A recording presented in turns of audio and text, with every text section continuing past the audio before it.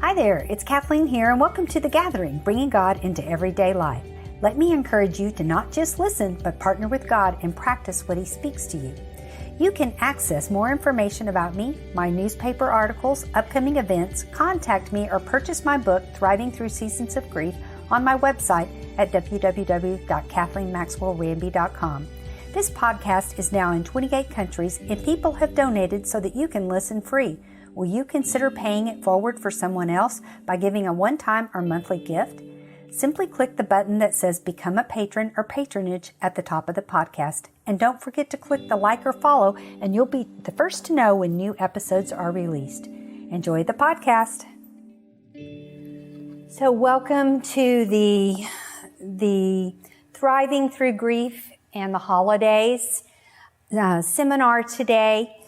Thank you for joining me. I know that no one signs up for grief, and this is probably not exactly where you wanted to be, but my prayer for you is that this is a time of healing for you. And I just want to give you permission. If you begin to shed tears, it's okay. It's okay. And those tears are healing. And so I just want to give you that permission today. I do have, as we begin, I do have some books available. I do have plenty.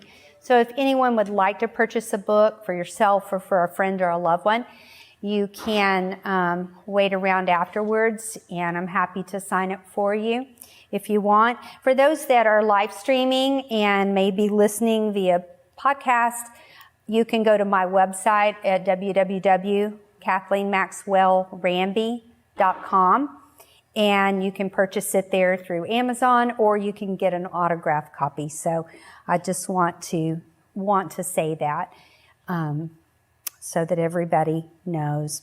I also want to just say that I think you're such brave people. I know how hard it is to come out and to go to something like this. I know it's not the easiest thing that you've ever done. And so I want to acknowledge that, because you are brave to show up. So many people stuff their pain, medicate their pain, pretend their pain doesn't exist. And just you being here is acknowledging, I've had a great loss, and I want to move forward. People here have all had different kinds of losses. Some of you have emailed me, and I know a little bit. I just want to just acknowledge your loss at this time. A little history about me. I'm a native of Kerrville, and I've been in ministry, social work, a business owner, an educator, a wife, a mother, a grandmother. I've been a widow. I'm a writer and a speaker. But most of all, I love people, and I love helping them. And I love helping them be all that God's called them to be and overcoming the difficulty of life. I do have in your packet, you do have some newspaper articles that are related to grief, related to transition. And those are for you to take home later and read through. I do have a podcast called The Gathering, and if you pick up one of my business cards, the podcast is available at kathleenmaxwell-rambie.podbean.com or on Apple Podcast. But I do have a number, Understanding and Releasing Heartbreak, God's Promises in Times of Devastation. Goodness, there are a number, Encouragement for Widows. So there are a number of different podcasts that I think might appeal to you. So I want to make that known to you. And I also, for those of you that get the book, read it through once, but then I highly encourage you to read it through in process. When you read it first, you're going to be getting content, but I strongly suggest you take it, because it was written after I first did a workshop on grief. And I wanted people to have a resource afterwards. I had a gentleman in Kerrville ask me, he said, will you lead a seminar on grief? And I said, well, I don't think so, because nobody signs up for grief. Nobody's going to come. And I was surprised that night at the number of people that did come. But as I left, my heart was heavy that night. And I felt like that God spoke to me as I was walking to the parking lot. And he said, I was working on another book. And he said, you've got your outline from what you just taught. He said, I want that to be your first book. And so I laid it down. It took a while to write. And then, of course, COVID delayed things. But it is available for you. You know, grief and sudden change are just going to be a part of life here on earth. And like I said, it's not anything people sign up for. It often comes knocking at our door unannounced. We have no idea it's coming. However, what I have found is when embraced, it can be one of the best teachers and can shape us in many positive ways. And what we do in our times of grief can make a big difference in our lives, either positive or negative.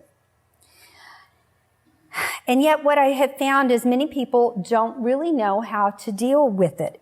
The thing that I discovered when I was widowed at 49 is people really didn't talk about grief. Now that has been 12 years ago. I don't know how much things have changed since then, but people, by and large, and even people in the faith community didn't really talk about grief. Some people are uncomfortable with it. They don't know what to say. Others just kind of ignore the topic altogether. And I was one of these people that I knew I wasn't exempt from the grief process. Bad things happen to good people. And when I found myself in dealing with my mother's illness, which I dealt with a lot of anticipatory grief, which I'll go into, but she had a rare autoimmune disease. And I was her primary, oversaw her caregiving for 9 years.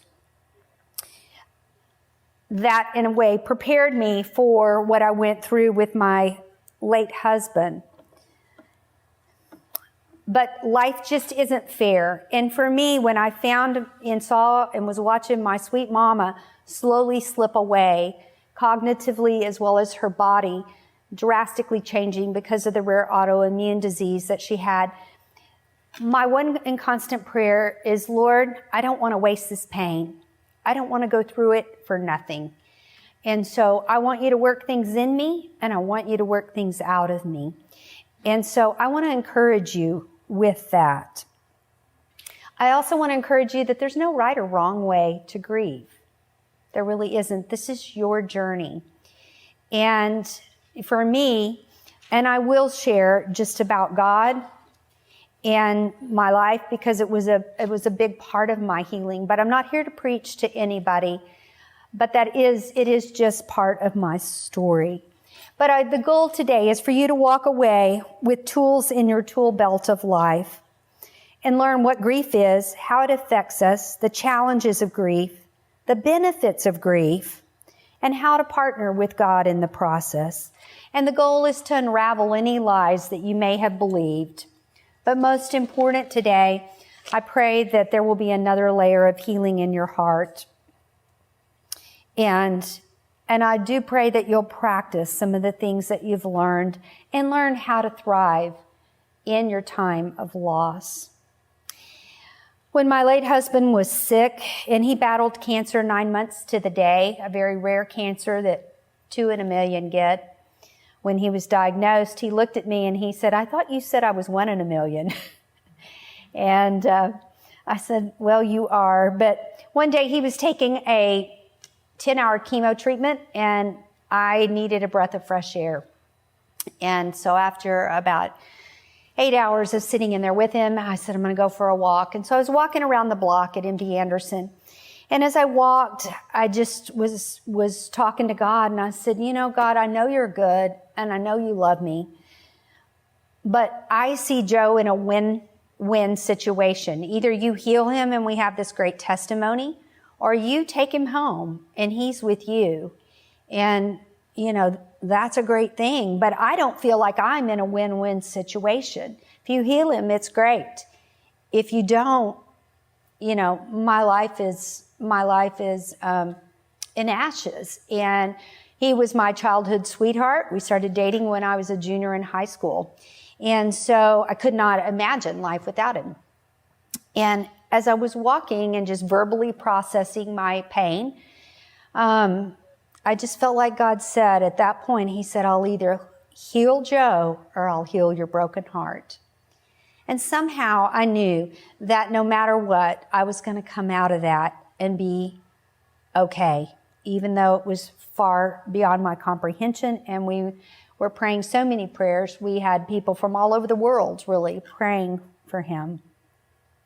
But it was something that was of comfort to me, and I want to pass that on to you, that God really does heal the brokenhearted. It doesn't mean that there still isn't grief as you journey through life. It doesn't mean that the day arrives and all of a sudden you never cry again. I can't tell you that, because there's still times that even though life has gone on, I remarried 9 years ago, I have a good life, but there's still times, especially when I'm with my grandkids, and I just think, oh, he would love this, or tears well up that he's not there at a special event with the 3 children that we had. So what is grief? Let's change the slide if you don't mind. What is grief? Grief is the process, and in your note-taking, I encourage you to write things down, just because I think when we write it, it's another way of learning. You don't have to. This is your time, but I would just encourage you to do that. Grief is the process of letting go, saying goodbye to a person or a season in our lives.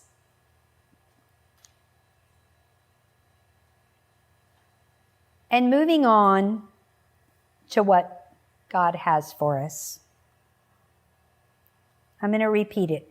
Grief is the process of letting go, saying goodbye to a person or season in our lives, and moving on to what God has for us.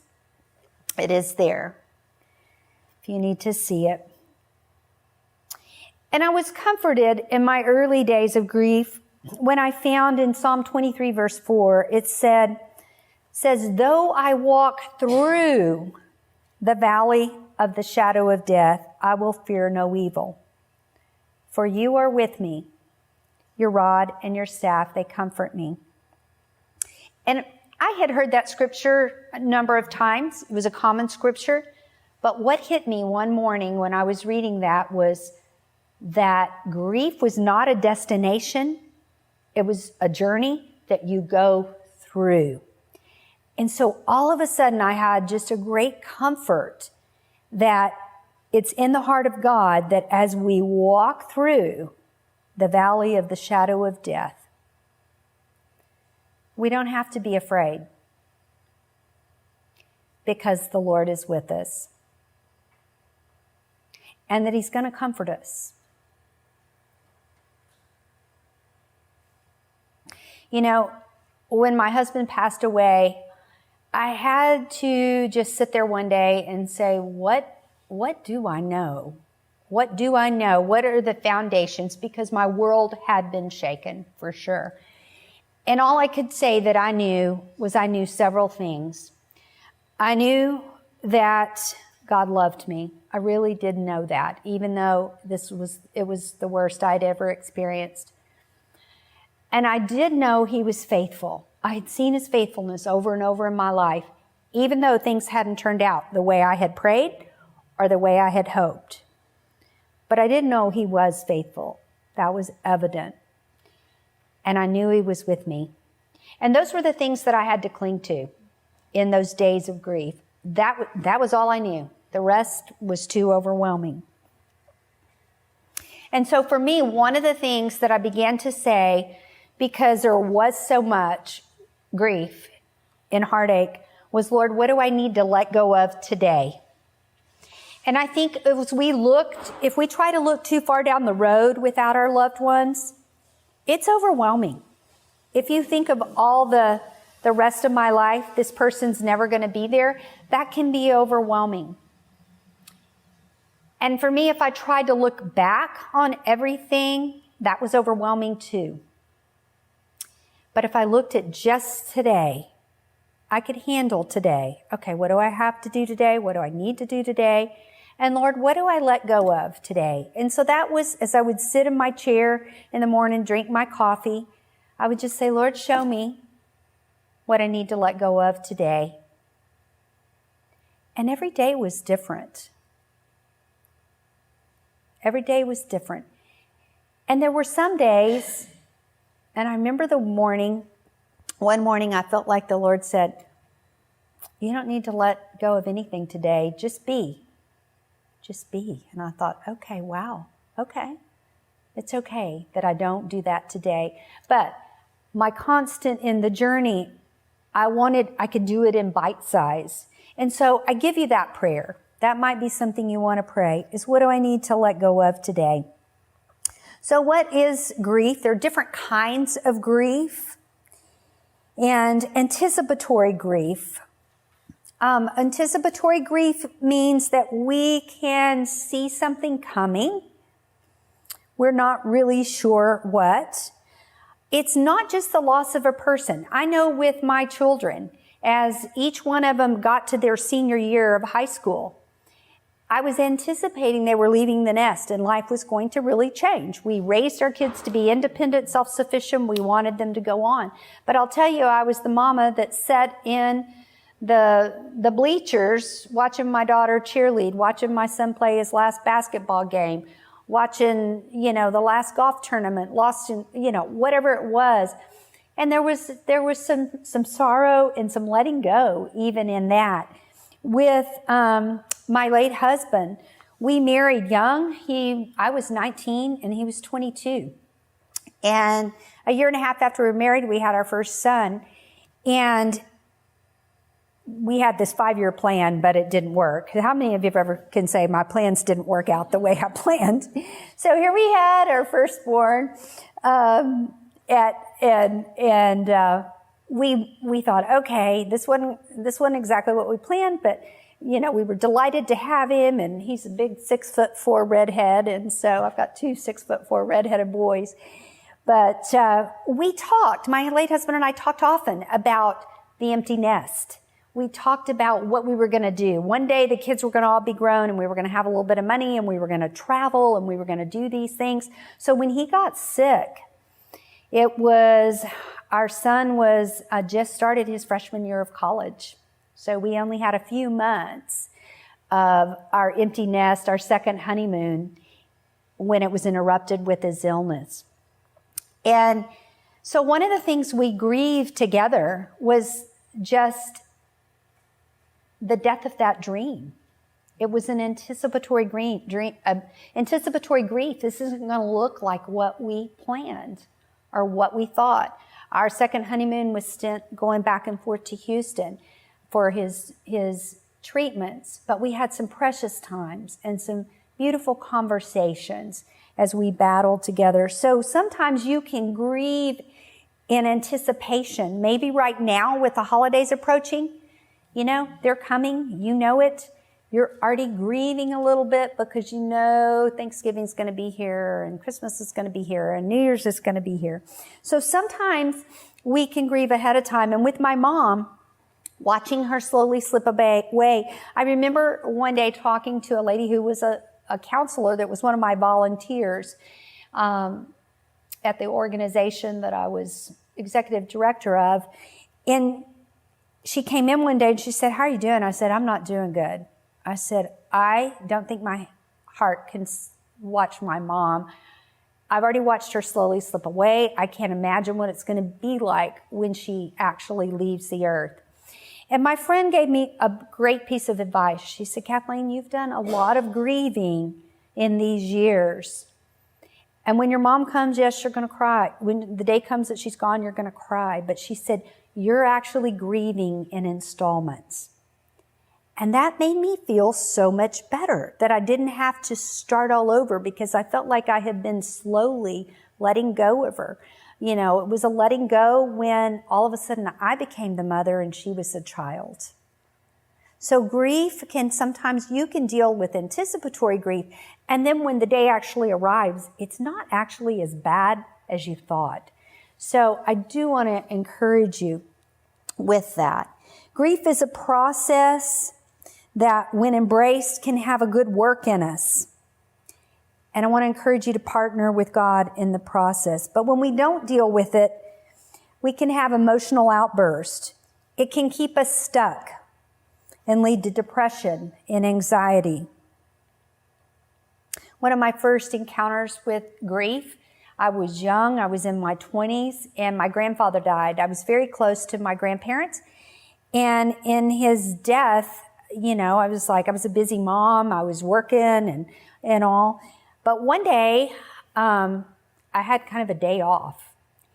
And I remember I was in the kitchen and I was just eating. And all of a sudden I stopped and I thought, why am I eating? I'm not even hungry. And I went and sat down in my living room and I began to just talk to God. And I said, Lord, what is this? And I just felt God say, he said, you're feeding your pain. And it dawned on me. I had not had time to process as a busy mom and somebody that was working full time, my grief with my grandfather. So that day I sat down and I wrote a letter. I wrote a letter to my grandfather and said goodbye. I told him all the things that I wanted to tell him and how I was going to miss him. But that was one of my first encounters with grief. And so that's why it's important that I think we process our grief. I want to encourage you too to not focus on the why. Why did this happen to me? Why did this happen to my loved one? Why now? The why question can keep you stuck. But it's what? The important thing to ask is what? If you focus on the why, it's going to keep you in a victim mentality. And I believe God has so much more for us. It says in John 10:10 that Jesus has come so we can have life and life abundantly. And so with my mom, I really wrestled with the why question.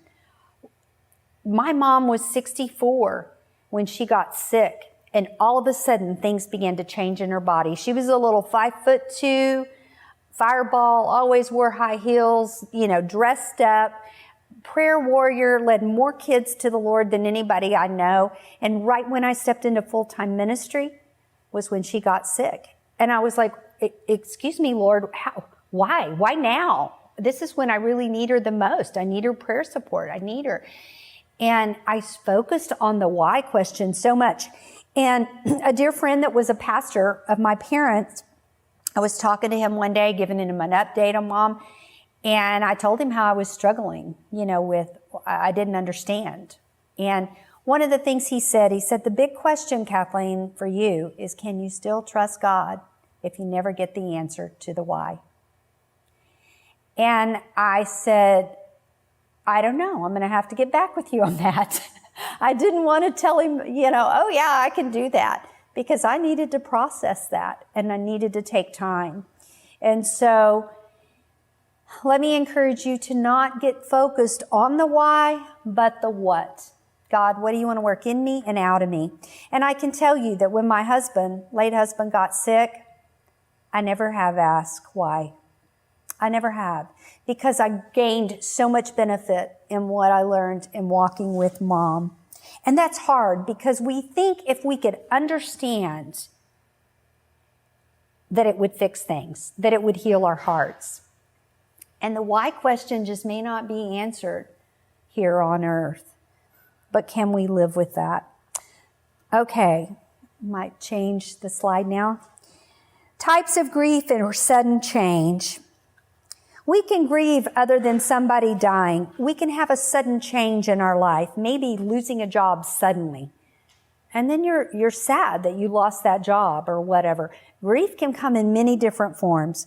There's the obvious when someone dies, a spouse, a parent, a child, grandparents, friends. This can be anticipated or not. But I will tell you, watching people I love suffer has been one of the hardest things I've ever done in my life. I know that sudden losses, and I did have a sudden loss when I lost a baby. And that was hard too because it was it all of a sudden happened. I can tell you too, though, that watching my husband go from being strong, robust, handsome to battling through cancer and watching him slowly slip away was extremely difficult, as well as my mom. Another type of grief, you might even move to another place, a new location. I know we moved from Kerrville.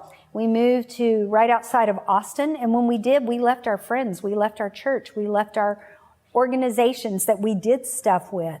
And just, people can grieve when they move to another place. We've already talked about kids leaving home.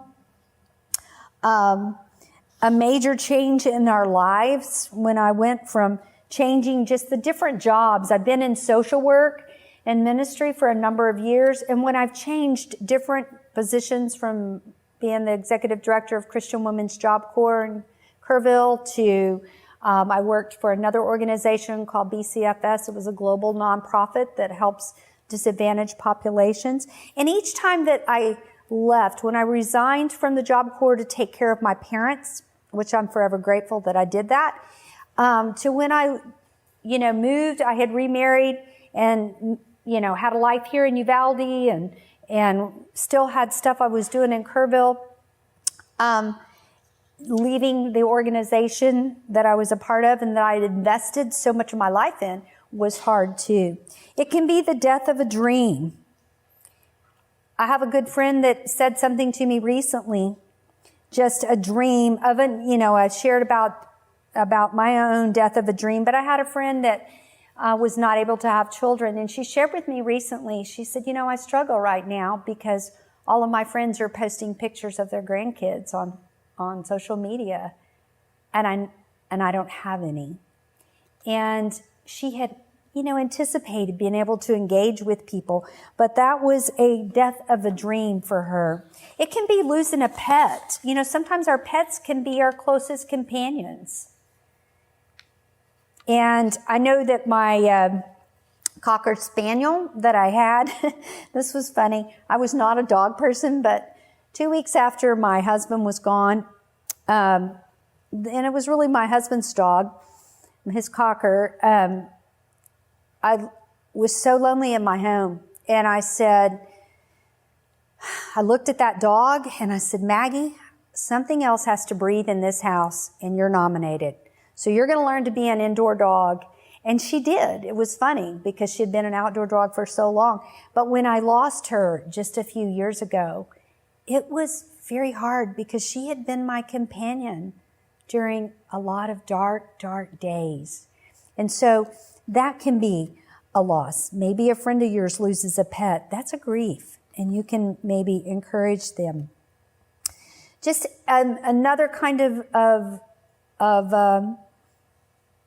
grief, maybe your marriage fell apart or divorce.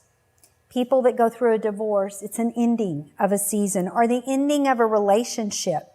I had someone share with me just this week about how a relationship suddenly ended. She didn't say why, but that misunderstanding that caused that friendship to fall apart was a big grief for this woman because she really did love her friend. So stages of grief. And if you will, that right there, that's a picture of my daughter, and that was my mom when she was battling her illness. But there are different stages of grief. And if you'll change the slide, please. There's the number one, and I know that you can break them down into a lot. For simplicity's sake, I'm going to break it down into three. There's the denial or the shock. We know the death or loss has happened, but we really don't want to deal with it. Or it's not just time. And that's okay. oftentimes what I've discovered is it's God's provision for us because our heart needs a little bit of time to adjust. So there's the denial and the shock. For me, I knew my husband had died. I knew life had changed. But the reality for me began to set in about 6 weeks to 2 months that this was really going to be a long journey and a long time. So there's that denial, but I think that is God's protection for our heart. There's the anger stage. And that's where there's the frustration, the blaming, the questioning. We can be mad at the world, mad at the person for leaving us, mad that the situation happened, mad that we have to deal with things that we've never had to deal with before. And I can only imagine for some of you that have emailed me and you've lost a loved one to COVID, just all the questions that might be there. But that anger stage is a time when we can really process too. And then there's the acceptance and moving on.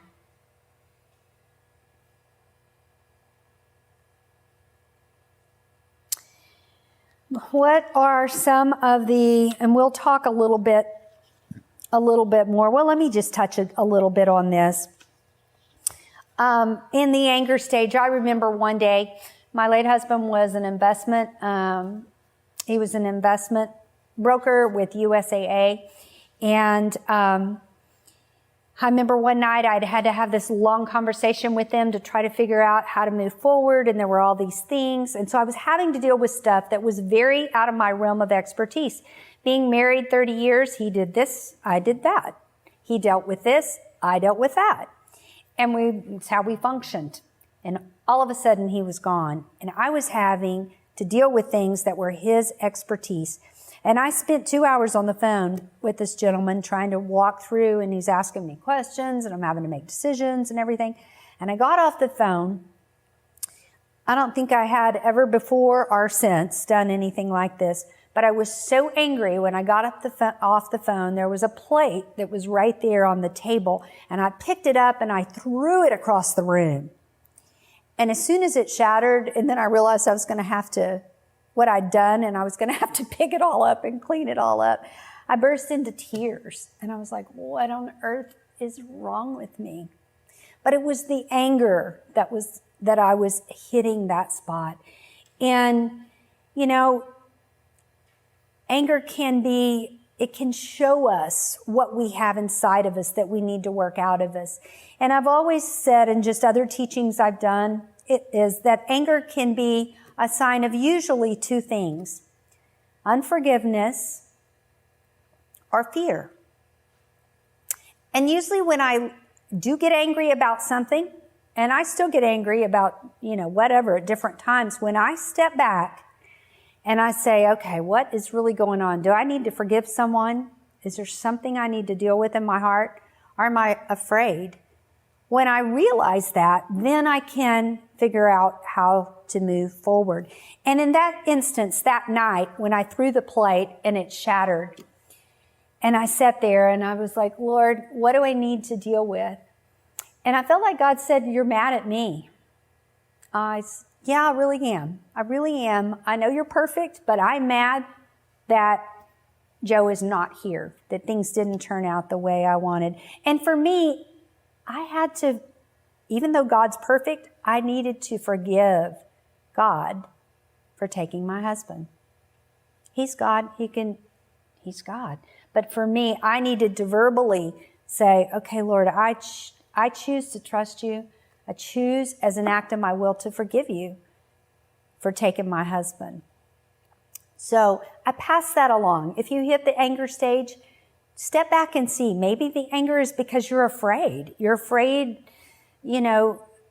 of whatever it is. But let anger be a good thing, that when it does show up and it's waving its flag, to step back and look. I do have a podcast called The Power of Forgiveness 1 and The Power of Forgiveness 2 that might be helpful for some of you.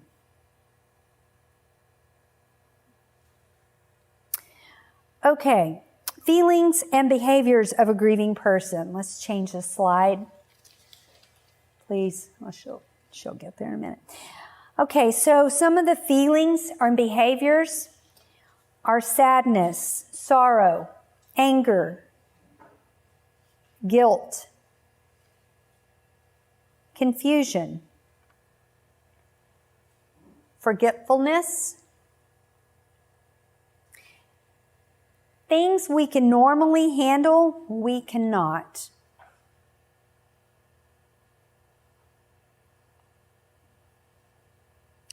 Thirst.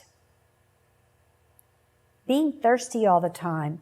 You know, when I go through seasons of grief, when I'm grieving something, and there's things throughout our lives that we grieve, but one of the things, it's like I consume so much more water because I'm thirsty. And actually there are scriptures in the Bible that talked about, I know there's one where David talked about in the Psalms, he talked about his bones feeling dry. His bones feeling dry, and he was pouring out his heart to the Lord. But that thirst is something. And not sleeping well. No appetite. These are normal feelings and behaviors when you're grieving. So when you see yourself with these, let these be a good thing. To embrace those things and ask God again, what do I need to let go of? Grief can come behind you, can come up and hit you from behind. I think that's the thing that was just one of the hardest things for me is I could be going along, having a great day. You know, as time went on, I could be not thinking about things. Or, engaged in whatever was going on in life. And all of a sudden, a little something could happen. And I was a puddle of tears.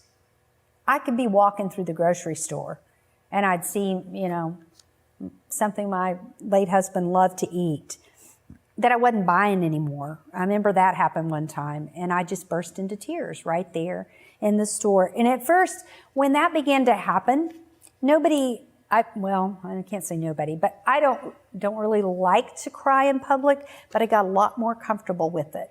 Or maybe somebody made a comment or said something. And some days I could handle it and it was no big deal. But other days somebody could say something and tears would well up in my eyes. And usually people were more uncomfortable when that happened than I was. I got to where I would just look at them and say, you did nothing wrong. This is about my journey, and I've had a great loss. And so these tears are healing. And so I want to give you that. If you find yourself in public and the tears begin to roll for whatever reason, you can just look at the person you're talking to and just say, you did nothing wrong. I've had a great loss. And there was something about verbalizing those that gave me permission to cry. But grief can be like a wave that can hit us from behind. And when that happens, it can make us feel like we're not making progress. I remember, and it was probably I'd have to go back and look, 2 or 3 months before there wasn't a day when I didn't cry. I think I cried every day after losing him. And finally I got to the end of the day. It wasn't my goal to get through a day and not cry.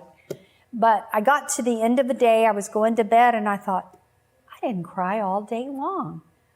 And I thought, wow, okay, I'm making some good progress.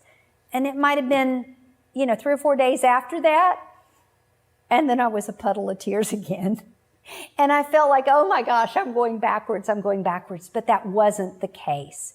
Grief just comes in waves. So those are just some of the feelings and behaviors that will hopefully make you feel more normal if you're having them. But don't don't feel like if you make some progress and then it seems like you're going backwards, that when that wave hit, it's just like when a wave hits you at the ocean. It can pull you under. And, especially if you're, times when I've been at the beach and that wave hits and I don't know it's coming and I go under the water, and then I'm trying to gasp for breath. That's the best way I can describe it to you, is that's the way it can make you feel at times. But don't be discouraged in that. This is my family, and this was right before, this was like just about 3 weeks before he was diagnosed. And those are my 3 kids and my daughter-in-law. So challenges of grief. And if you could change the slide for me. Well, one of the challenges of grief is it can be exhausting. It can be exhausting.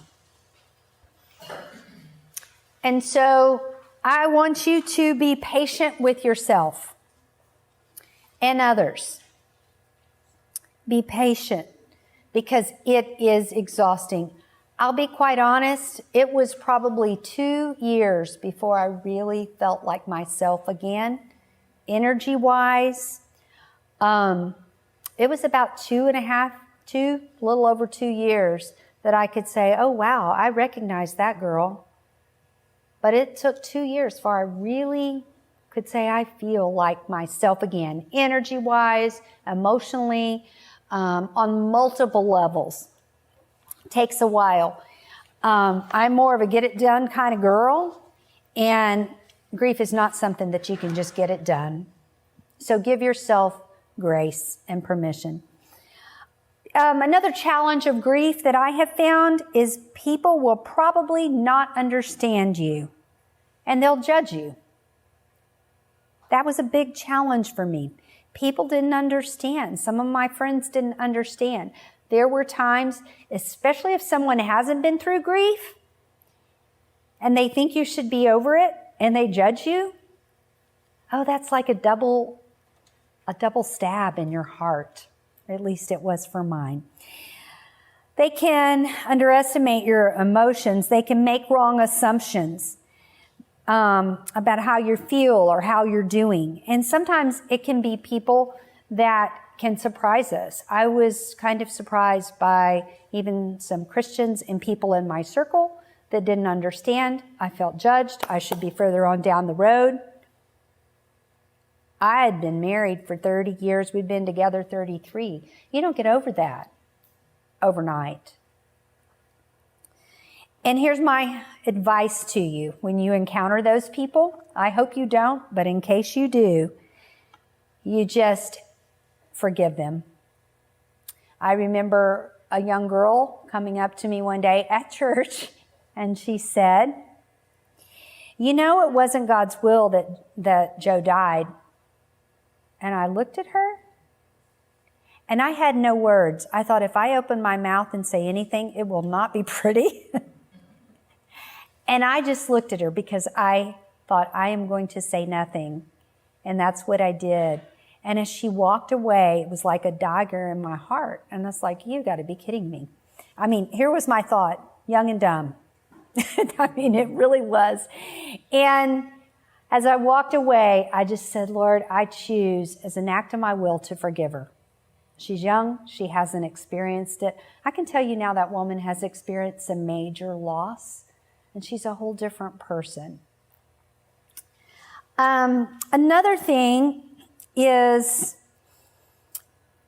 when grief hits, and this is a challenge of grief, when grief hits, it can bring anxiety.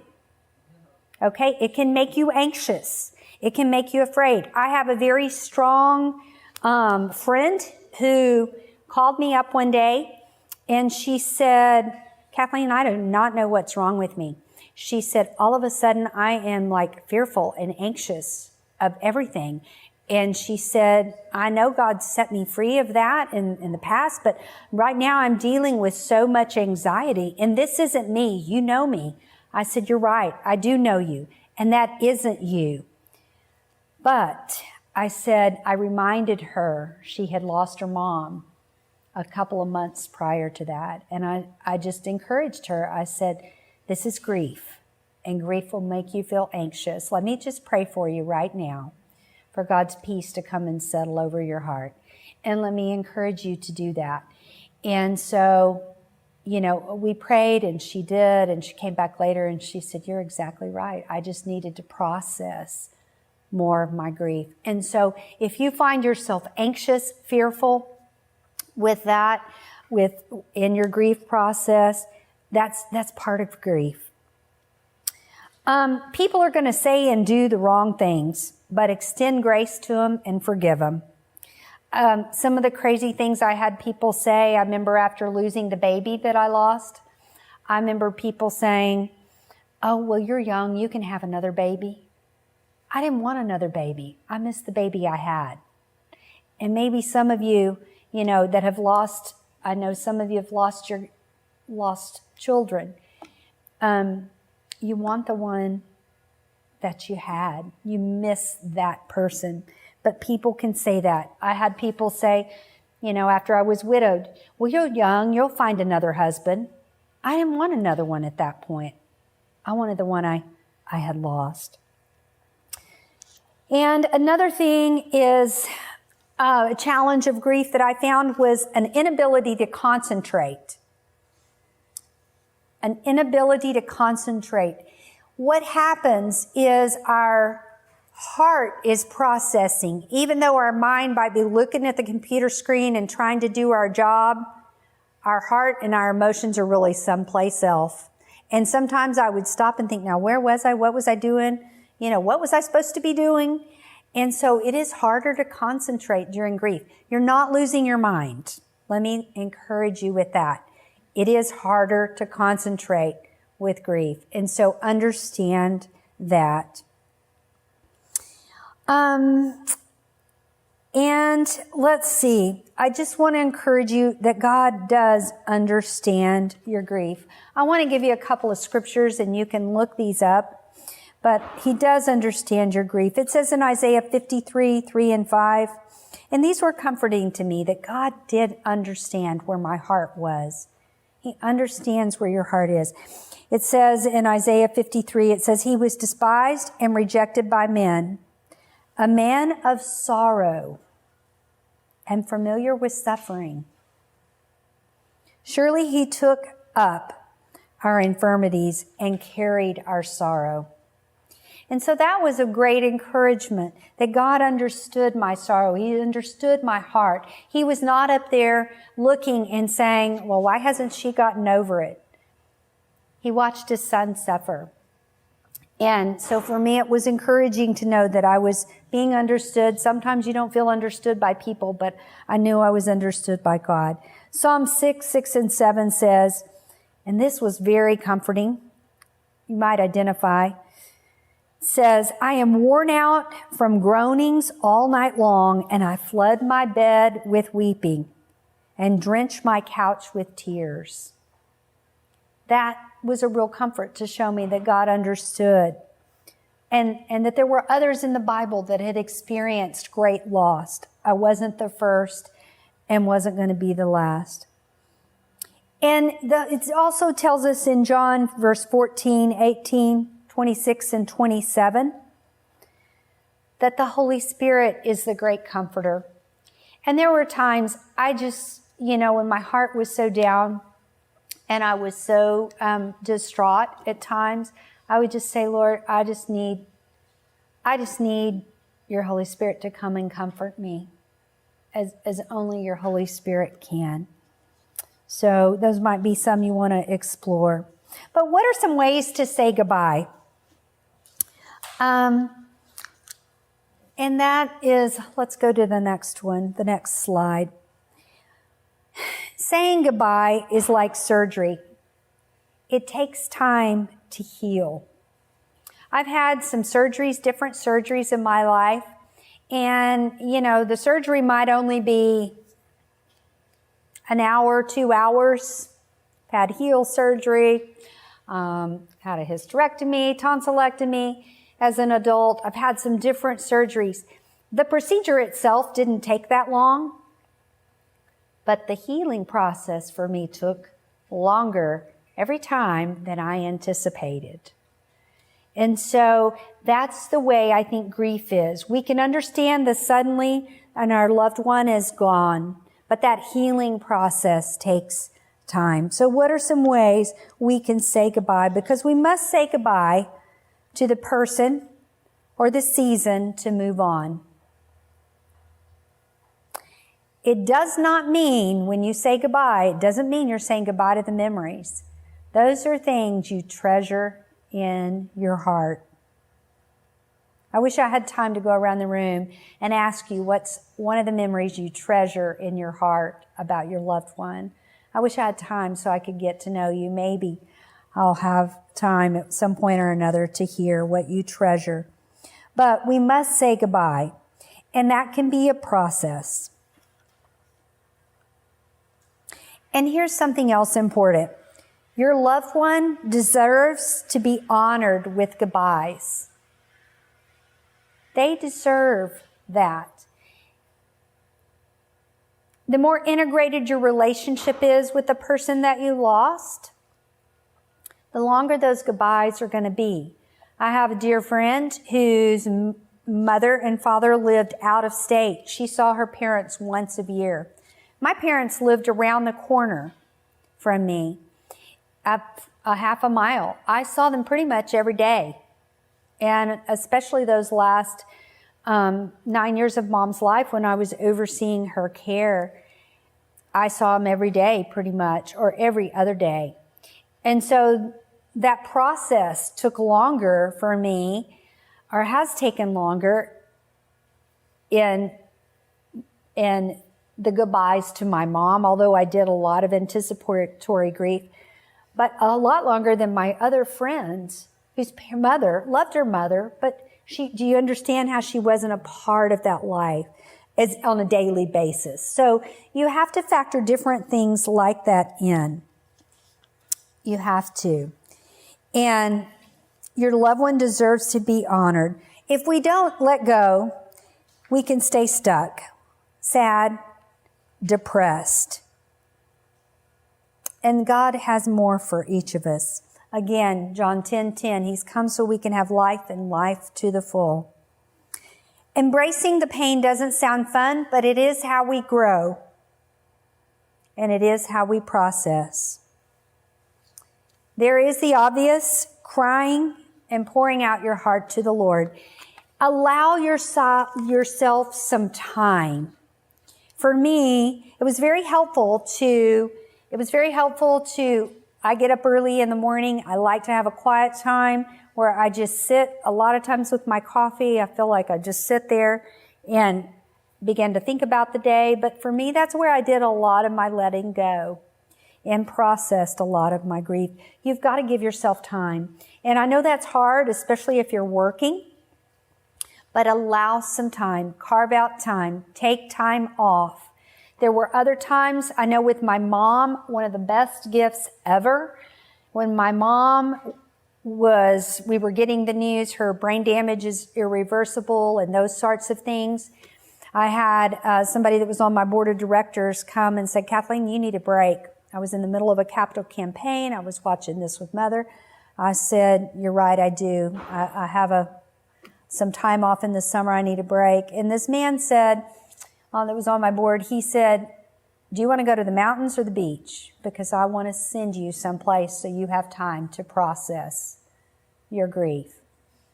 And I said, I'd like to go to the beach. And thank you so much. The best gift, because it gave me time. And I was all by myself. At that point, my husband was still alive. This was before he got sick. But I had time to process. So you may need to go to a friend's cabin or go someplace where you can get away or take, time during the mornings. When I lost my husband, I was working a full-time job. I had a child in college. I couldn't just take off all the time, but I had those times in the morning. And for me, it was a discipline to not be, and that is one thing about grief is you have to have enough time to process. You have to have enough time to do life work, things, that need to be done around the house and those kinds of things. But you also have to learn to have fun again. And so keeping all of those things in balance were hard for me. Some of the ways we can say goodbye is journaling or letter writing, depending on the loss. And I've done a little bit of all of these, different times, different seasons. When I lost the baby that I lost, one day I sat down and began to write a letter to that little girl about what I dreamed, while I carried her, what the dreams were. But I said goodbye in that letter. Didn't show it to anybody. I wrote a letter to my grandfather. I didn't give it to anybody. It was more of a way of me processing my grief and letting go.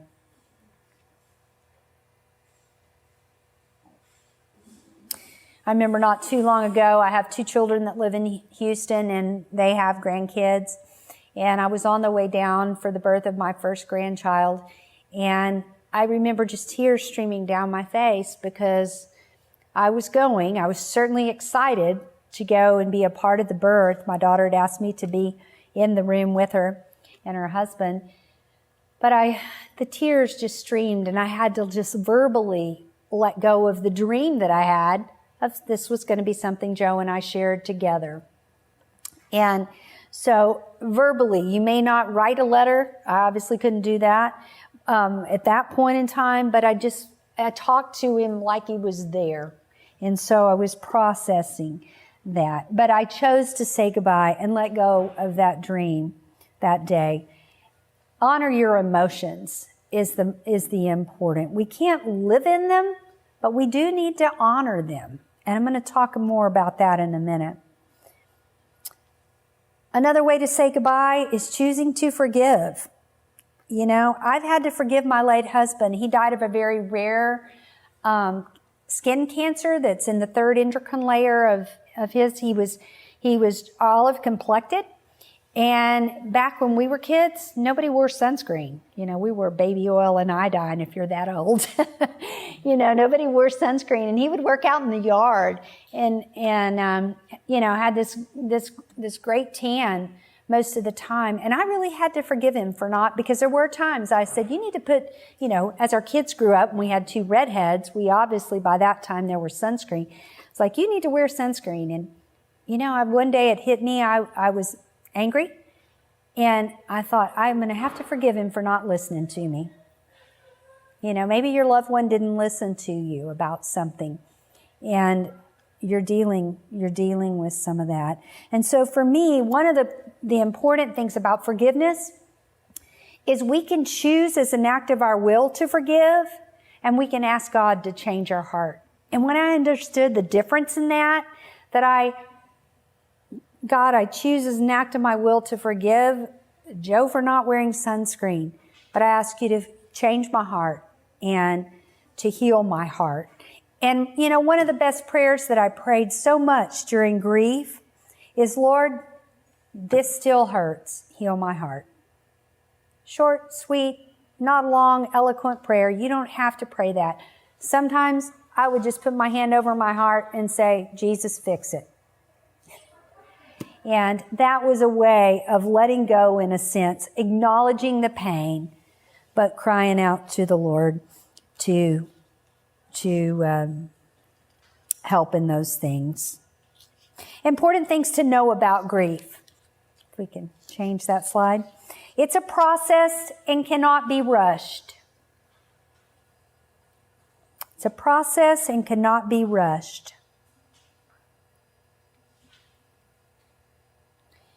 Another important thing, honor the pain, but don't live in it. I think that there's way too many people that idolize the grave.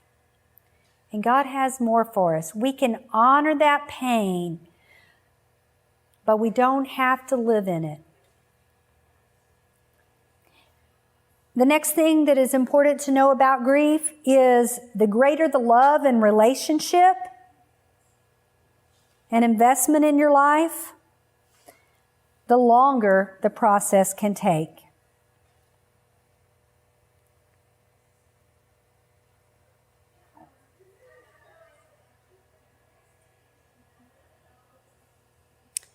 The greater the love in the relationship, an investment in your life, the longer the process can take. I've had different widows. My late husband and I had a very integrated life. We did a lot of things together.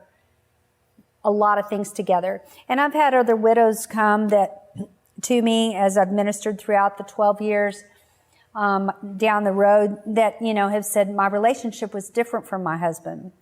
And they would explain how it was. And so that can affect too the grieving process too. The most important thing, I think, with grief is to keep moving through it. Keep moving through it. And that was another one of my constant prayers is, Lord, keep me moving through the grief. I don't want to get stuck. I know you have more for me. And I can tell you now, down the road, God has had a whole lot more for me. And one of the greatest losses and greatest heartaches in my life has been actually a stepping stone in a lot of ways in my life. If we don't deal initially with the grief, it will resurface later. One of my kids, my youngest, his dad died when he was a sophomore in college. And I remember thinking, he is just stepping into manhood. His dad is gone. I'm not a dad. I'm a mom. But this ball could roll a bunch of ways. I thought, I have got to be prepared for him to drop out. I've got to be prepared for what if he turns to drugs? I've got to be prepared for whatever in a way. And then I also had to be one day, I just felt like God said he may not process this for years. And you've got to be okay with that. Although I was dealing with it it seemed like every day, because I was sitting in a house all by myself with a Cocker Spaniel. I had a lot of time to deal with my loss. But he did not. He was in the engineering school. He was becoming a petroleum engineer. And so for him, he sank everything into, I'm going to make my dad proud, even though he's not here. I'm going to get this done in 4 years because there wasn't a lot of money. And he sank everything into that. And he got out of school and he got a job. And one night he called me and he said, it was late. I was already in bed and half asleep. He said, Mom, can you talk? I said, sure, honey. What's going on? He said, do you think I've grieved losing Dad? And I said, no, I really don't think you have, honey, because you just haven't had the time. You were having to focus on your studies, and then you're, a man, and you're dealing with a job and, on your own. And we began to talk about that. And it wasn't until about 5 years down the road that he began to process some of his grief. And so he didn't deal with it initially. In some ways he couldn't. A lot of ways he couldn't. But it did come back up. And he did begin to process that. All right, this is something that's real important, and important things to know about grief. Our feelings, your feelings, my feelings, can lie to us. Your feelings can lie to us. And I say that because our feelings can. Ask any woman, okay, there's a number of women here, not all are women, but you know how during that time of the month, 1 week everything is a federal case and then the next week it's not? Okay? Our hormones, our emotions, our feelings that week are a little out of whack and they can lie to us. And the next week we're like, oh, well, that's no big deal. I can handle that. And it's that same way in grief. And what I mean, for me, I felt like my life was over. I was 49 when I was widowed. I felt like my life was over. Life as I knew it was over. That was the truth and the reality. There were many days I had to, and this is important, wrestle with my feelings. Wrestle with your feelings. And part of grief is wrestling with your feelings to come out on the other side. And what I mean, for me, I would wake up in the morning. I was still dealing with my mom and her illness. My husband was gone. 6 weeks after my husband was gone, my dad was in intensive care. And part of my story was losing the 3 most significant people in my life in a very short amount of time. So it was a lot of compounded grief, from one right after the other. But I would lay in bed in the morning, the alarm would go off, and I would think, I've got to get up, I've got to go to work. I don't want to. I feel like my life is over. Now, cognitively, I knew I had a lot to live for. I knew that I was still young. My life wasn't all the way over, but it felt like it. I knew I still had, I had 3 kids. I knew I had grandkids to look forward to. Cognitively, I knew that, but I felt like my life was over. And I had to wrestle with those feelings. And some days that looked like me getting up, and I would walk into work and I would tell my assistant, I feel like my life is over today, so I need for you to put in front of me what's most important so I can deal with it. Because I might be here 5 minutes, I might be here 50 minutes, or I might be here 5 hours. Usually when I would wrestle with those feelings, get up and just get to the next, do what was next, I would usually stay at work a lot longer than I had anticipated. There were many days I went in and thought, I don't think I can be here 8 hours. But your feelings can lie to you. Wrestle with those feelings. Ask God to reveal truth to you. Now, this was one of my prayers, is Lord, reveal truth where my feelings are lying to me. Reveal truth where my feelings are lying to me.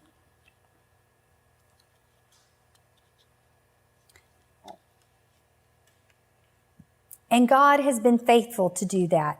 There's still times that we can have feelings, and one of my things that I pray to this day is, Lord, reveal truth to me in this situation. Sometimes, and I have married a guy here from Uvalde, and we have a good life. I've learned to hunt, I've learned to fish, I've learned so many different things. But anyway, his occupation in his world, he has a business that has to do with the oil field, and one day he was telling me all these stories and things, and something in my heart was like, something's not adding up. Something's not adding up. I don't know that much about his occupation, but something's not adding up. And I looked at him and I said, something's not adding up, but I'm going to pray that God reveal truth. And he said, okay, you go ahead. And he went on about his day.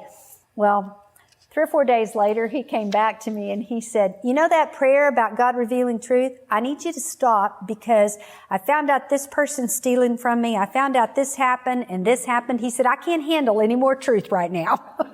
And so that was kind of funny. But if there's ever a situation and you're like, something's not adding up here, I give you that prayer. Ask God to reveal truth to you. Okay, so important things to know about grief. Don't be disillusioned when you're not making progress and a new wave hits. It's just part of the healing.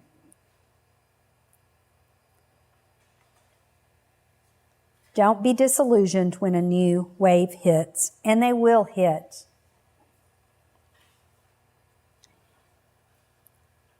The next thing is the beauty of grief, and there is beauty in grief. It can work things in us and out of us.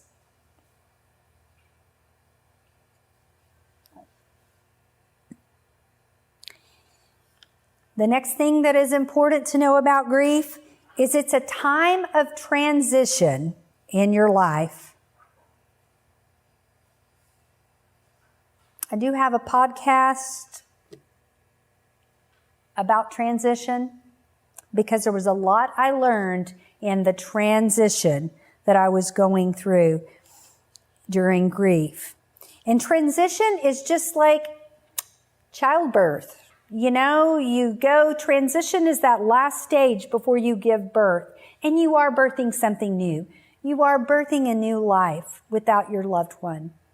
It may not be what you anticipated, but there is a new life that's there. And I know for me, that transition time in childbirth was not fun for me at all, because I went from 4 to 10 centimeters in about 30 minutes. And by the time I did that, I was exhausted. I labored long with all of my kids. But that transition time, I remember my husband saying, well, you're almost at the end. We're at transition. You're about to give birth. Don't quit. And I just looked at him and I was like, you're crazy. I was in transition and there wasn't as much oxygen to my brain. I can tell you that at that time. But you are in a big transition in your life. Give yourself grace. And here's something very important. If you don't write any of this down, you, not others, are responsible for your healing. You, not others, are responsible for your healing. And what I mean is you're going to have to be proactive. So many times, and I did this, I was guilty. I looked to my friends to help me and heal me. I would get my feelings hurt if they didn't call. I would look to, people in the church. I would look to, and one day the Lord said, you and you alone are responsible. This is about your journey with me. And so it shifted that. In the number of years where I've ministered to a number of different people, I've seen a lot of parents look to their kids, when they have a loss. They're widowed, in their elder years, look to their kids to bring that healing, and they can't. When you lose a mate, when you lose someone near and dear, nobody is really going to be able to heal you but God. But partner, that's why I'm real big on partner with God in the process. Another important thing about grief is that anniversaries can often trigger grief, either consciously or unconsciously. Anniversaries can trigger. And it may be not just the, if you were married and your anniversary comes up, but the birthday or whatever. I know years down the road, in the month of August, for about a week, I was just sad. And I could not put my finger on it. I couldn't put my finger on what was wrong with me. And I remember praying and I said, Lord, I just feel down and sad and I can't really think of anything I have to be sad about. What is going on? And a few hours after I prayed about that, a young girl walked into my office and she was the same age as the baby. If my daughter would have made it, the same age. And what hit me was, it was the time of year when I lost that baby. Now that was years down the road, like 15 years, 16 years down the road when that happened. But when I realized it, I thought, okay. It was an anniversary of something that changed in my life. Another important thing to know, and so be prepared about anniversaries. Be prepared, because consciously or unconsciously, they are important. And it's a time, too, that we can just let go a little bit more. Another important thing about grief is put off making major decisions. I want to encourage you not to make major decisions out of your grief. Give yourself at least a year to avoid making hasty decisions. I look back and there was a part of me that after Joe was gone, I wanted to get rid of all his clothes. I wanted to get that closet cleaned out. And on down the road, I was really sorry I did that so hastily in some ways. I thought if I could get them out, then I wouldn't be reminded. But don't make hasty decisions during your time of grief, because your thinking can be a little bit clouded. And, you may, again, feel like your life is over and you have nothing to live for. and this is somewhat normal, your sense of purpose will return.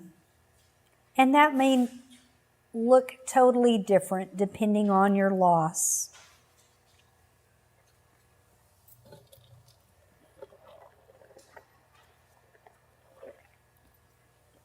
Okay, on to the next slide.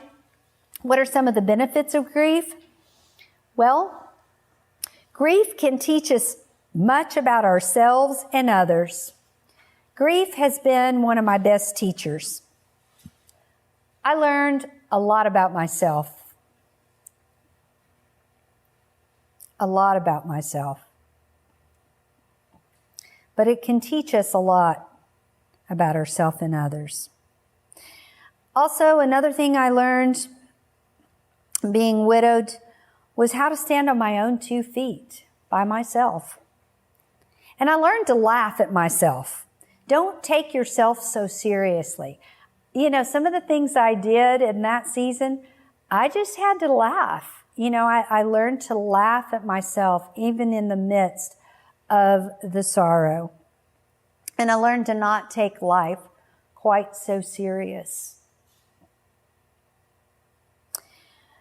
Another benefit I found in grief is I developed a compassion in my heart, and it softened me.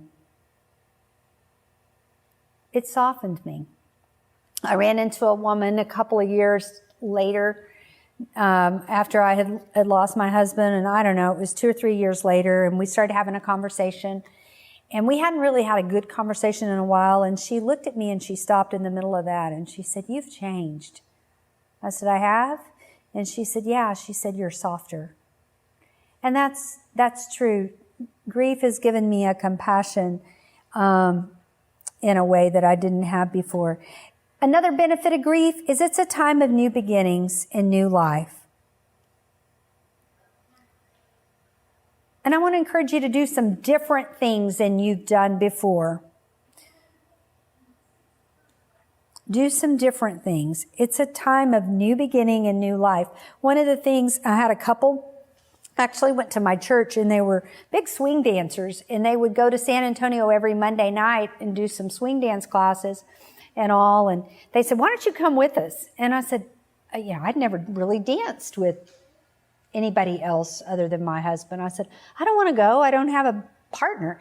And they said, "Oh no, it's one of these places where you rotate around in different partners." And I thought I was absolutely going to die the first time another man put his hand on my waist, and I got ready to do this dance, but I did. I thought, I've got to do some new and different things. I got to create some new memories that don't have to do with my old life. And I really learned a lot about men. I learned real quick what I liked, what I didn't like. And that's a whole different story. But it's a time of new beginnings, and I encourage you to do some different things than you've done before. Another benefit of grief, I got to know God better as I partnered with Him. It's time of real spiritual growth for me. And I have a confidence now that I did not have before.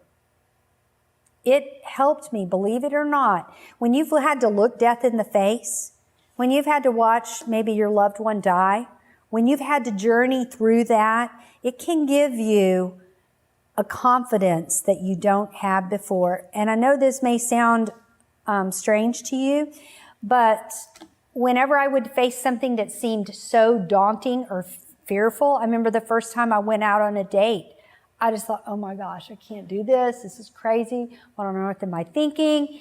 This was so scary. The world had changed so much." And then I stopped for a minute and I thought, is this as bad as watching tumors grow on someone I love, which is what I had to do with my late husband? And I thought, I lived through that. I can handle this. And just this past week, I got a call from a friend, just how that confidence, how when you look death in the face and you come through on the other side, it can give you a confidence. This week, I got a call on Thursday afternoon, a friend, she said, our pastor that was going to marry our daughter can't do it. Will you do it for us? And I said, well, I've never done a wedding. And she said, I think, I just read one of your articles in the paper about marriage. I think you can do it. Would you be willing to do it? And I said, yeah, I'll do it. Let me get to work on it. That was Thursday afternoon. And then when I called her back and I said yes, she said, well, thank you so much for doing this, because we got 650 people coming to this wedding. And I'd already said yes. I couldn't back out at that point. And as I kind of gasped for breath for a minute, I thought, you know what? I've handled worse things than this. And Lord, you've been faithful and you've always been with me. And I thought, no, Lord, I'm trusting that you're going to work this out. And so it's given me a confidence that I didn't have before. And I can tell you, when I stood up there to do it, I really wasn't nervous, because I've learned to walk with God in the hard places.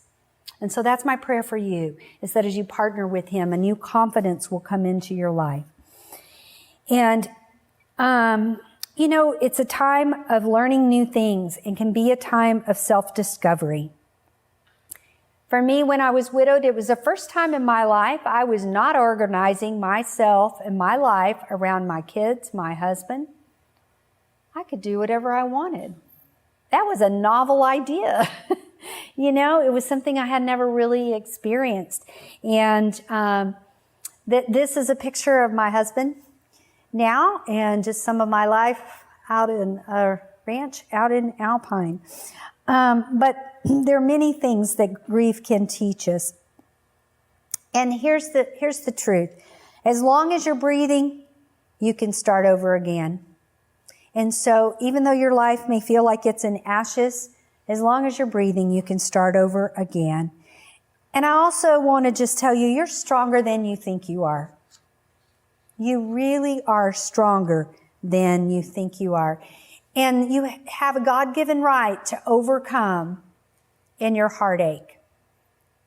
I have a podcast about being an overcomer, and just what God showed me, that I had a God-given right to overcome. And overcome means to get the better of the situation. Again, life forever changed. Normal as I knew it was gone. But that none of that erased God's faithfulness, and that we have a God-given right to overcome. I believe everyone in here is here because you've lost someone. I do have a section that I normally put in, but for time's sake, I'm not going to today, about what helps and what does not, but it is in my book. I want to go on to keys of thriving through grief.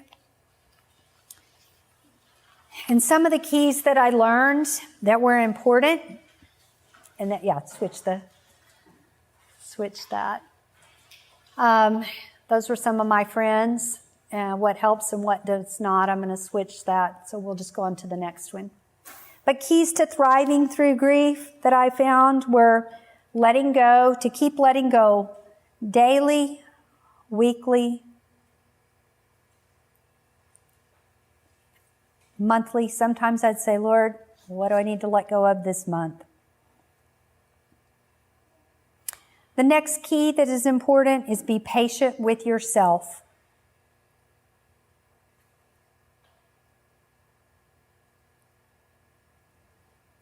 Be patient with yourself. One day I was real frustrated, and I felt like God said, He said, you're more patient with other people than you are yourself. I was like, oh, okay. He said, be kind to yourself, Kathleen, because I was trying to push myself too much. Another key to thriving is let the tears roll. You don't have to hold them in.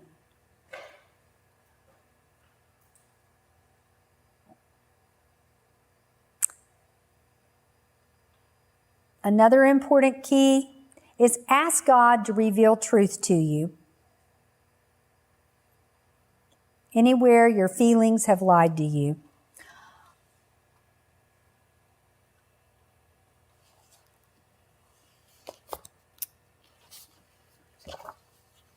Another key that I found, because your concentration is off, you're not as mentally sharp as normal, is a spiral notebook. A little 59-cent spiral notebook became my best friend. I wrote everything down in that, like who I dealt with when I had to, deal with this, who I dealt with when I had to deal with that. Because my concentration, I wrote everything in that spiral. At first I started writing it on sticky notes and I would lose them. So I started writing everything in one notebook, and I knew as long as I had that little yellow notebook, I knew where to find whatever it was I needed. Whatever it was that I needed. But that notebook, you're more forgetful during grief. That way I had phone numbers. I had who I talked to. I had if I needed to follow up or whatever. And the other thing is understand that people will move on in their life, but your heart still may be hurting. In a lot of ways, that second year for me was harder than the first. And you may be sitting there thinking, this is the hardest thing I've ever done in my life. Don't tell me that. But I'm telling you that so that you're not sideswiped. Because what happens is, yes, you may be moving down the road in your grief, but other people forget. And they think, especially if they've never been through it, well, after a year, you should be over it. You should be over it. If you lost your child, or you've had a year to grieve. And that's just not true. It's just not true. But understand that people will move on. And I had a widow come in and tell me that. I was ending my first year, and she said, now the second year can be harder. And I thought, this is my thought, I rebuke that, No, I don't receive those words. But in some ways, you know what, it really helped me to feel like I wasn't losing my mind that second year, because in some ways it was, because people move on and people don't ask you and they don't talk about it. But your heart can still be in such a place. By the way, don't feel like you have to write all these down. I have put those in the next page of your notes. Write them down if you want to. And then another key to thriving through grief is that balance is a big key. Keeping a balance in life. Keeping a balance in life. You have to let go and grieve. A lot of you have to work. You have to do just life work, deal with death certificates, investments, life adjustments, bills, going through your loved one's things. But you also have to do something that's a deposit in your bank. And for different personalities, for different people, a deposit in your bank and your emotional bank is what I'm talking about, is important. So whatever is something that makes you happy. Like for me, I love to go to lunch with a friend and just, chat about something. That's a deposit in my bank. I have a good friend, and a deposit in her bank is a good book and sitting by herself and not having anybody bother her. Well, that's just not my go-to. So find what is something, but you have to have a real balance. You don't need to grieve all the time. You don't need to work all the time. You can only handle so much. It took me years to go through a lot of the things that I needed to go through with losing my husband. Balance is a big key. And keep a balanced diet, exercise, and rest. Keeping a balance there. Another key was one day at a time. We talked about that. To look back was too much. To look forward at life without my husband, or life without my mother, or life without my dad was too much. But if I looked at one day at a time, it wasn't as overwhelming. And then here was another big key for me. I had to ask God to adjust my thinking, to help me reframe things and to see things from His perspective. And one of the things I remember in my dark days of grief, I said, Lord, I feel like my life is over. I know it's not. I need you to adjust my thinking. Help me to see my life as you see it. And one of the things I felt like God said to me is, He said, there's a lot of adventure ahead for you, Kathleen. And so adventure became my new word. And whatever it was that seemed daunting, As I looked at it as an adventure with God, it wasn't as overwhelming. But an adventure, you think about a movie. Well, it's not a good adventure unless something happens, like Indiana Jones. You think about him. He's going along, he's having fun. All of a sudden there's a crisis. But then we see him move through the movie, and it's an adventure. And when I looked at my life as an adventure with God, it helped take the scary away. It helped take it away. But ask God to readjust your thinking and be willing to try new things. Be willing to try new things. One of the things that I hung on to in the dark days of grief was, and this is what you can write in your notes, is hang on to hope in the dark days. And when I would look at it and say, Lord, you talk a lot about hope, and so I'm hanging on, and I would realize this is only a season. It's a season in your life, and where you find yourself now, and I wish I could fix it all. I really wish I could. I wish I could give you all a big hug, and I wish I could fix it. But I know that God is faithful, and I know He's with you, and I know He's going to work things in you and out of you. And see things as an adventure. And step out and make plans with people. Initiate conversation. That is so important because it's real easy to sit there and feel sorry for ourselves and want people to call us. People are busy with their life. They don't remember where your heart always is. And when you do get somebody that does, it's a real gift. Consider it a gift when they do. But their lives move on, just like all of us can get busy. All of us can get busy. But sometimes I had to step out and make new plans and had to call people. And I want to talk a little bit about grief in the holidays right now. And there's not a section in your notes for this. So you may want to just flip over on another page.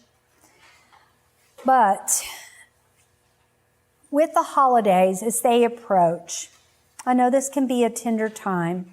And again, I want to thank you for coming because it shows how brave you are. The holidays are difficult because there's so many memories attached to them. That's why they're so difficult. That's what I learned, is they're difficult because there's so many memories. You have so many memories. I know, my Christmas tree, we have an ornament for every year we had a new ornament every year. And I know just even as I put that tree up now at our home, I haven't done it yet, but I can tell you it doesn't sting as much. The last years haven't. I've made other memories, but each one holds a memory. When I pick up that ornament and think, oh yeah, that was our trip to Lajitas. Oh yeah, that was our trip to Disney World with the kids. Oh yeah, that was, whatever it is. The holidays can be difficult because there's so many memories attached to them. And another reason the holidays are difficult is because we just don't feel like celebrating. We just don't. I didn't, at least. I didn't feel like celebrating because I was dealing with so much sorrow and loss. And holidays are exhausting anyway. They are exhausting when your life is rocking and rolling.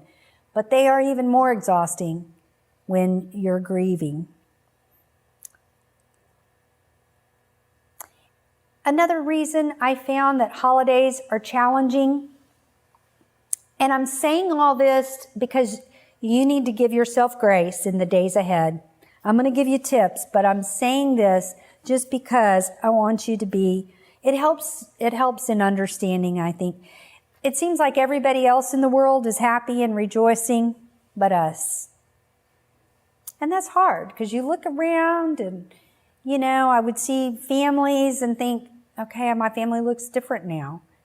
Or I'd see an older couple walking, and the first, I'd think my parents aren't here, And even I showed a picture up in Alpine.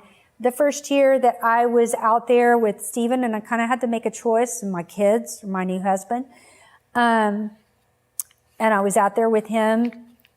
It was hard because it was the first holiday without my kids and my parents. And that was just tough, And I was happy about my new life. I had to see it as an adventure. And I got out there and was looking at the beauty of Alpine. And it really we didn't have cell service. So it made me really have to get quiet. And for me, it was a lot of processing of losing my father. And my dad loved West Texas. And as a little girl, he would throw us in the car and make us go out there. And he would just talk about how pretty it was. And I would sit there and just be bored to tears.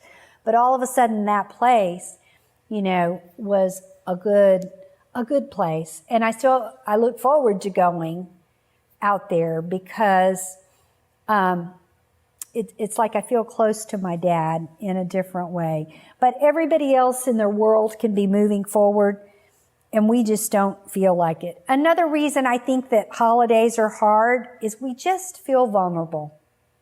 We just feel a little vulnerable because we don't really know how grief would show up, or when it'll show up, or if it'll knock us over, or whatever.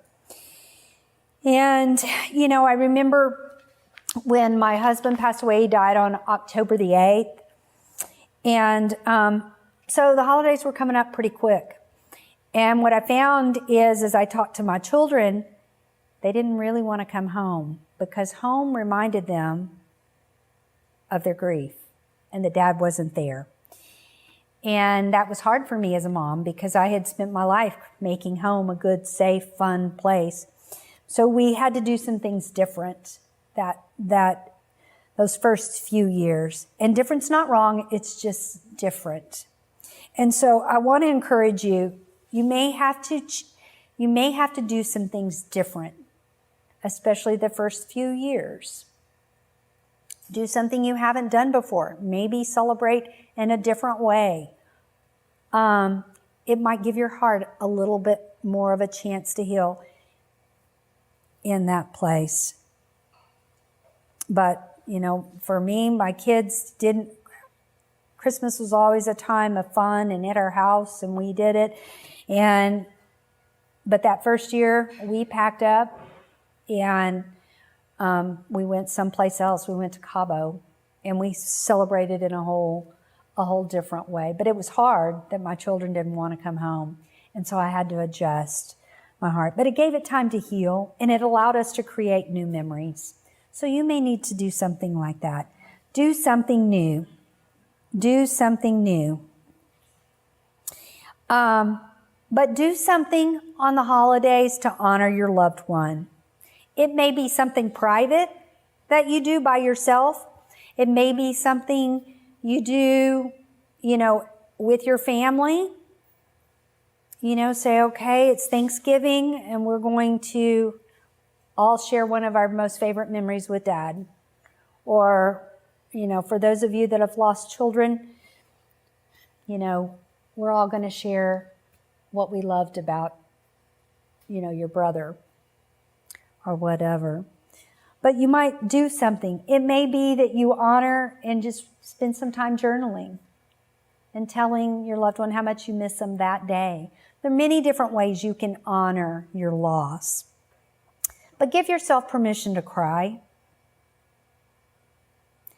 You may want to excuse yourself and go outside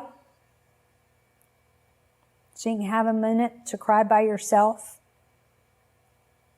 Or maybe go to the bathroom so you can cry. But also let others comfort you. Let others comfort you. And I think there's something so simple, and it was so liberating for me when the tears would well up. And I would just say to whomever was there, I just need to cry. You didn't do anything. But it's heartbreaking that Joe isn't here. Or it's heartbreaking that your dad isn't here to see this. So give yourself permission to cry, because those tears are healing to your heart. And I wish so much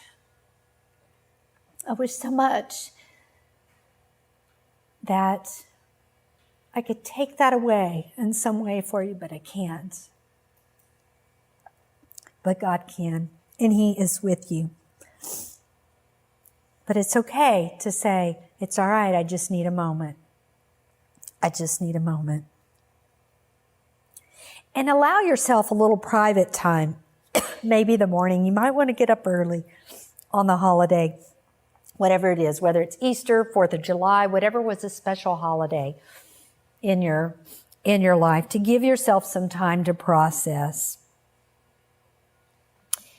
If you don't have plans for the holidays, make some. I remember my first New Year's Eve. I kind of waited around and nobody called me. You know, a lot of things were coupled in my world. All my friends were married. Nobody called me to do anything. And I had to make my own plans. I had to call a single girlfriend, somebody that was single, and say, hey, how about let's do something? So sometimes you have to initiate. But get yourself a plan, because it helps take some of the uneasiness away. For me, those were kind of last-minute plans because I kept waiting thinking somebody's going to invite me. But the people we normally spent New Year's Eve with, we went dancing. And that year I didn't have a partner. So make your own plan. It will help you through that holiday. And just knowing you have a plan is easier. And be grateful. You know, I think that giving thanks, with us approaching Thanksgiving, being thankful is one of the things. Look for things you do have to be thankful for, because I firmly believe that overcoming any problem begins with a grateful heart. And that first year that I was out in West Texas without my family, my kids and my parents, you know, I just began to thank God that morning for the years I'd spent, for all the happy memories that I had. I began to thank Him that, you know, I did have a new husband. I did have a new life. I was in a new place. I could thank Him that I felt kind of close to Dad because I was out in West Texas. And I thought of, oh, yeah, over and over, I'd think, oh, I wish he were here. Oh, I wish I could have shared this with my father. There were all of those things. But being grateful and finding what you can be grateful for can really help you. I started a little journal, and during my dark days of grief, I kept it right there in my bathroom where I'd, you know, kept my toothpaste and all of that. So that every night, because I was in such a deep, dark place, I couldn't think of anything good in my life sometimes.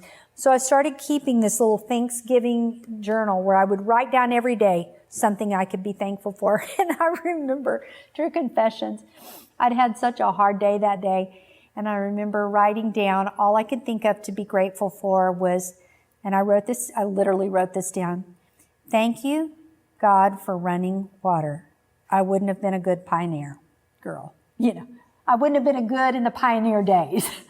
All I could thank God for was that I did have a faucet. I didn't have to go brush my teeth in the creek, you know. I mean, that may sound funny, but then after I wrote it, I kind of laughed. I did, because that's all I could think of that day to be grateful for. So Thanksgiving really is your friend. And God has so many promises for us in our grief.